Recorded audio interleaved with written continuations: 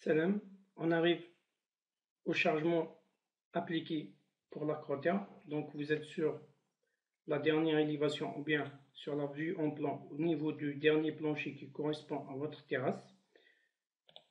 Nous allons travailler avec l'option One Story. Je vous suggère aussi d'afficher les épaisseurs des éléments sur la vue en plan. Donc en allant sur les options de vue, ensuite Extrusion. Maintenant que vous avez affiché les épaisseurs, vous allez pouvoir effectuer la sélection facilement.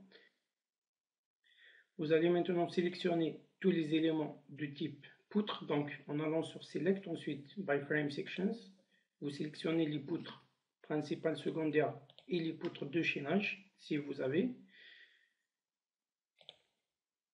Ensuite, vous isolez l'affichage des éléments sélectionnés en cliquant avec le bouton droit. Ensuite, View Selected Objects Only. Maintenant que vous avez sur la vue en plan uniquement l'affichage des poutres, donc vous pouvez commencer à sélectionner les éléments qui sont concernés par la charge et la surcharge revenant à la crottère. Je rappelle que nous sommes au niveau du dernier plancher qui correspond à la terrasse et nous avons activé l'option One Story. Maintenant, il y a des éléments qui ne seront pas chargés en entier, c'est-à-dire une seule partie, c'est-à-dire une partie uniquement qui est concernée par la surcharge revenant à la crottère, comme le cas ici. Dans ce cas, nous n'allons pas sélectionner ces éléments-là qui ne seront pas entièrement chargés et nous allons les remplacer par d'autres éléments de type ligne qui n'ont aucune propriété de section. Nous allons voir comment dessiner ces éléments. Nous allons commencer par affiner la sélection ou bien l'affichage encore plus en sélectionnant uniquement les éléments qui seront chargés dans un premier temps déjà.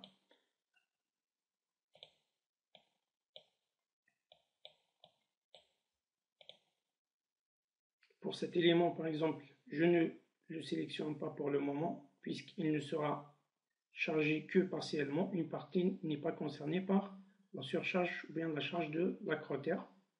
Je continue la sélection des éléments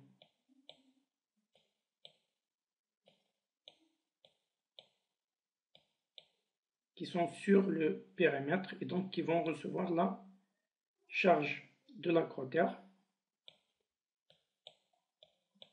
De ce côté aussi, j'ai laissé un élément qui sera chargé ou bien qui est concerné par la surcharge et la charge de la crottère partiellement et que je vais remplacer par un autre élément que je vais dessiner tout à l'heure.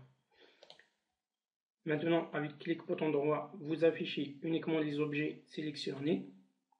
Donc vous voyez bien que j'ai sélectionné que le périmètre. Certains objets sont restés sélectionnés par erreur, donc je peux affiner encore ma sélection. Ici, cet objet n'est pas concerné, donc je ne le sélectionne pas.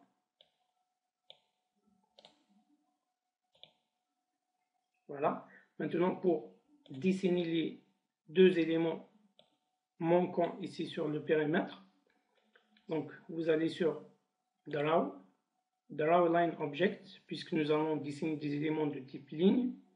Vous choisissez la première option qui nous permet de dessiner des lignes avec deux clics sur les deux extrémités. Maintenant, en ce qui concerne les propriétés, vous laissez l'option par défaut None, c'est-à-dire il n'y aura aucune propriété qui sera attribuée ou bien affectée à cet élément. Donc il suffit de cliquer sur les deux points d'extrémité de notre élément et il sera dessiné sous forme d'une ligne qui n'a aucune propriété qui lui est affectée. Ces éléments de type ligne vont nous aider à attribuer uniquement la charge. Une fois que vous avez terminé, vous quittez la commande avec le bouton échappe de votre clavier. Maintenant, il suffit de sélectionner tous les éléments présents sur l'affichage. Ensuite, vous allez sur Assign, frame line loads, puisque nous allons affecter des charges et des surcharges sur des éléments de type ligne ou bien barre. Ensuite, vous choisissez l'option Distributed pour des charges réparties.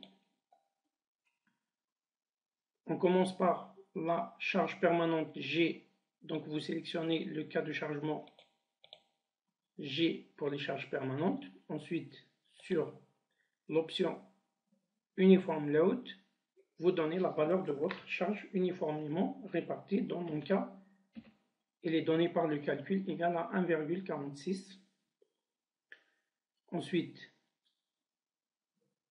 pour les options, vous mettez Add to Existing Loads cette fois-ci. Puisque nous avons déjà effectué le chargement de plusieurs éléments, il se peut que vos éléments de type poutre ont déjà reçu des charges ou bien des surcharges revenant à d'autres éléments, comme le cas des poutres secondaires, par exemple. Donc, il vaut mieux travailler avec l'option Add to Existing Loads, c'est-à-dire ajouter cette charge aux charges déjà existantes, qui sera tout simplement cumulée avec les valeurs que vous avez déjà attribuées. Enfin, vous cliquez sur OK. Ainsi donc, nous avons effectué le chargement avec la charge permanente. On récupère tout simplement la sélection précédente pour affecter d'autres charges correspondantes à la surcharge d'exploitation. Donc, vous allez toujours sur Assign Frame Line Loads et vous choisissez l'option charge distribuée ou bien répartie. Cette fois-ci, vous choisissez le cas de chargement Q qui correspond aux surcharges d'exploitation et vous appliquez la valeur de la surcharge d'exploitation donnée par le règlement DTR. Pour les options, vous choisissez l'option Add to Existing Loads pour ajouter la valeur de la surcharge revenant à la crotière à d'autres charges si existantes. Vous cliquez sur OK pour valider. Pour visualiser maintenant les charges sur les éléments de type ligne, la visualisation est possible sur la vue en 3D ou bien en élévation. Donc, comme nous avons une vue en 3D, donc il suffit d'afficher les charges. D'abord, le cas de chargement permanent. Donc, vous allez sur Display Show Loads. Ensuite, vous choisissez les éléments de type barre, donc Frame, Line. Le cas de chargement G pour visualiser les charges permanentes. Vous cliquez sur OK et vous avez les charges qui sont affichées au niveau de votre dernier plancher, c'est-à-dire de la terrasse, et qui sont affectées uniquement aux éléments sur le périmètre ou bien aux éléments barres sur votre périmètre.